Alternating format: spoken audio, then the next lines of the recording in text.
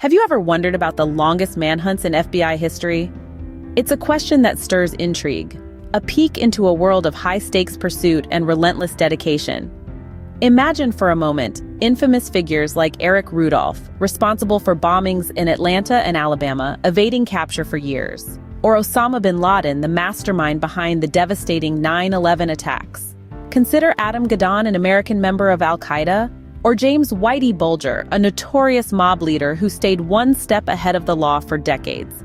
And we can't forget about Ted Kaczynski, infamously known as the Unabomber, or Donald Eugene Webb, who murdered a police chief and managed to elude the authorities for an extended period of time. These are just a few of the notorious individuals whose stories we'll be exploring today. Their tales are filled with unique circumstances, and each presented law enforcement with distinct challenges. But one thing remained constant: the FBI's unwavering commitment to bring them to justice. So tighten your seatbelts, folks, because we're about to dive into the captivating stories of these notorious individuals and the relentless pursuit by the FBI to bring them to justice. Our first story takes us to Eric Rudolph, responsible for bombings in Atlanta and Alabama. A name that rings a bell in the annals of FBI history, Rudolph's crimes left a trail of destruction and fear over several years in the late 90s. Eric Rudolph was not your typical fugitive. His actions were driven by deep-seated beliefs and a conviction that violence was necessary to make his point. These convictions led him to commit a series of bombings, including the devastating explosion at the 1996 Summer Olympics in Atlanta, which resulted in 2 deaths and injured over 100 people. This was followed by 2 bombings in Atlanta and 1 in Birmingham, Alabama, adding to his list of heinous crimes. Rudolph's modus operandi was as complex as his ideology.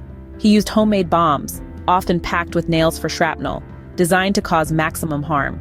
His skill at evading capture was equally alarming. He managed to elude the FBI for 5 long years, hiding in the dense Appalachian wilderness, living off the land and using his expertise as a survivalist to stay one step ahead of the law. The manhunt for Rudolph was one of the most extensive and challenging in FBI history. The dense forests and rugged terrain of the Appalachian Mountains provided a perfect hideout for Rudolph, and the local community, wary of outsiders, was often uncooperative with law enforcement. Despite these challenges, the FBI was relentless, employing every resource at their disposal, from bloodhounds to infrared technology. The break in the case came in the spring of 2003. A vigilant rookie police officer spotted Rudolph rummaging through a dumpster in the small town of Murphy, North Carolina. Unaware that he was dealing with one of the FBI's most wanted, the officer approached Rudolph, who surrendered without a fight. After years on the run, Rudolph's reign of terror was finally put to an end. His arrest marked the conclusion of one of the longest and most difficult manhunts in the history of the FBI. A reminder that no matter how long it takes, justice has a way of catching up. Next, we move on to James Whitey Bulger, a notorious mob leader. Bulger, a figure who commanded both fear and respect in the criminal underworld of Boston, was known for his ruthless leadership of the Winter Hill Gang. His reign lasted for over 2 decades, from the 1960s to the 1980s, and was marked by a litany of crimes ranging from drug trafficking to murder. However, it wasn't Bulger's life of crime that made him infamous in the annals of FBI history. Rather, it was his dramatic escape and the extensive manhunt that followed. In 1994, tipped off about his impending indictment, Bulger slipped away, disappearing into the ether. The manhunt that ensued was one of the longest and most exhaustive in FBI history. For over 16 years, Bulger evaded capture. He cleverly managed to stay one step ahead of the law, leaving behind a trail of false leads and dead ends. His name featured prominently on the FBI's 10 Most Wanted Fugitives list, right next to the likes of Osama bin Laden. Despite the best efforts of law enforcement agencies, Bulger seemed to have vanished without a trace. But as we know, all good things must come to an end. And so it was for Bulger. In an unexpected twist, he was found living in plain sight in Santa Monica, California, in 2011. Far from the bustling underworld of Boston, Bulger was leading a quiet life under a pseudonym with his longtime girlfriend, Catherine Gregg. The couple was arrested without incident, bringing a close to the long and winding manhunt. Bulger's capture marked the end of one of the longest and most infamous manhunts in FBI history. His arrest and subsequent conviction served as a reminder that no matter how long it takes, justice has a way of catching up. Even for the notorious mob leader, James Whitey Bulger.